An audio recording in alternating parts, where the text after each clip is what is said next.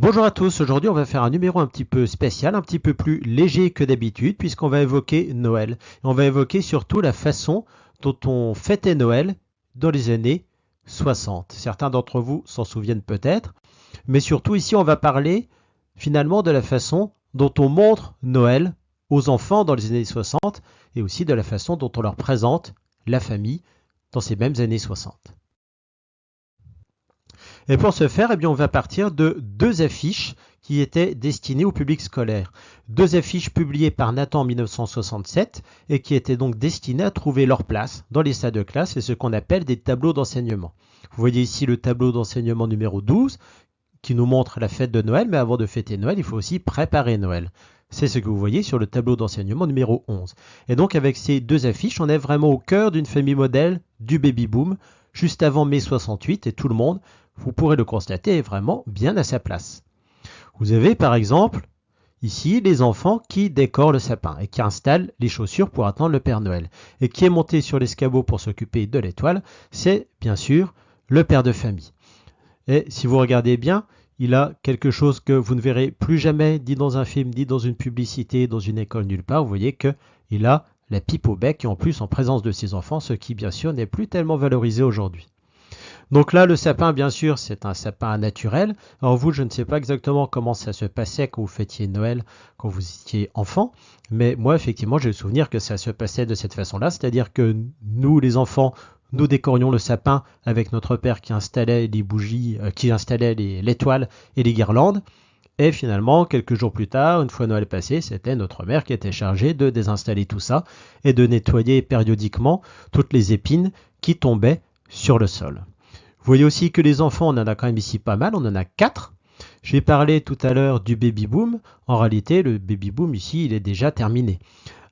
En 1967, donc cette année qui fait tout de même partie des 30 Glorieuses, on est plutôt de l'ordre des 2 enfants par ménage environ.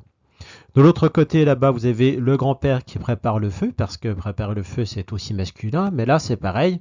Si on zoome, vous voyez qu'on a un âtre qui n'est pas du tout protégé. C'est encore une chose que vous ne devriez plus voir aujourd'hui, puisque c'est interdit.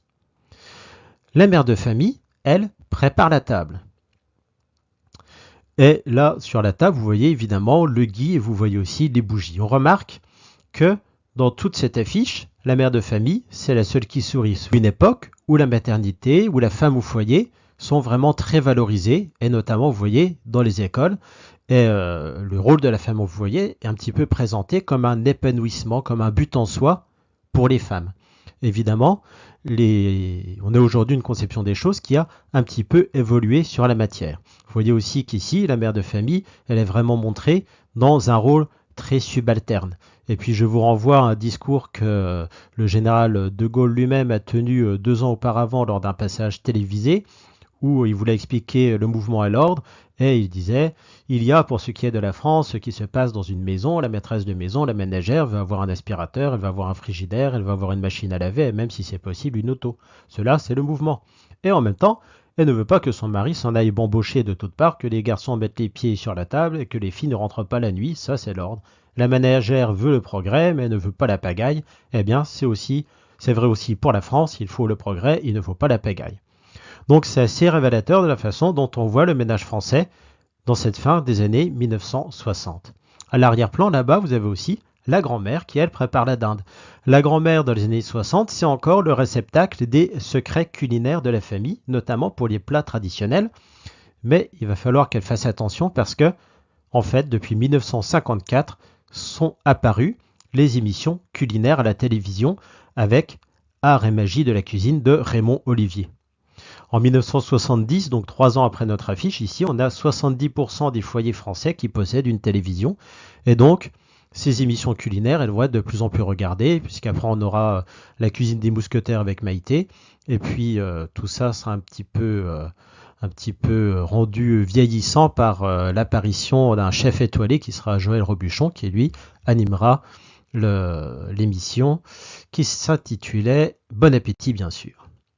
Et enfin, dernière chose qu'on voit sur cette affiche, c'est que derrière la grand-mère, vous avez la cuisine en formica qui était alors très moderne. On a préparé le sapin, on a préparé la table, on a préparé le repas et maintenant il faut le manger. Bon, ici c'est vrai, sur notre tableau d'enseignement numéro 12, on est plutôt à la fin du repas parce que, vous le voyez, il est quand même déjà 1h du matin. C'est la fête. C'est la fête, on le sait parce que vous voyez qu'on porte des chapeaux rigolos sur la tête et que les jeunes sont en train de danser une danse de jeunes. On a même le tourne-disque derrière. En passant, vous voyez aussi que tout le monde est en costume cravate. La grand-mère qui a fait la dinde, maintenant elle s'occupe de la bûche, une bûche au chocolat bien sûr, tandis que le grand-père, lui, il ouvre une bouteille de champagne, ce qui va très bien aussi avec le feu de cheminée qu'il allumait tout à l'heure. Les enfants ouvrent leurs cadeaux, un cheval à bascule pour le garçon et évidemment une poupée pour la petite fille. Tandis que le papa, lui, discute posément avec son fils aîné ou avec un neveu en lui offrant son cadeau. Finalement, tout le monde s'amuse, sauf évidemment la maman qui, elle, doit s'occuper du petit dernier, mais vous voyez que c'est elle qui a le plus grand sourire sur cette affiche. Dernière affiche, Nathan sur Noël, c'est le tableau numéro 13, celui-là, donc sur lequel on ne va pas s'attarder. Vous voyez que c'est la fin de la fête, il fait nuit, les invités s'en vont, on donne les derniers cadeaux et bien sûr une pipe pour le grand-père, et les enfants jouent déjà avec leurs nouveaux jouets. Ici, là, je voulais vous mettre encore cette photo qui, en fait, présente la rencontre avec le Père Noël dans une boutique à la fin des années 1940. Et vous voyez cette petite fille qui tient fermement sa poupée dans les bras. L'épisode se termine, comme je vous l'avais dit, c'est un épisode assez léger aujourd'hui à la découverte de la façon dont on fêtait Noël des années 60. Vous pouvez mettre en commentaire la façon dont on fêtait Noël à votre époque, dans votre famille, les souvenirs que vous en avez. Moi, comme je l'ai dit, c'était dans les années 80. Et effectivement, mes souvenirs correspondent à peu près à ce qu'on voyait sur ces 3 affiches Nathan. Donc je vous remercie et je vous souhaite de joyeuses fêtes de fin d'année.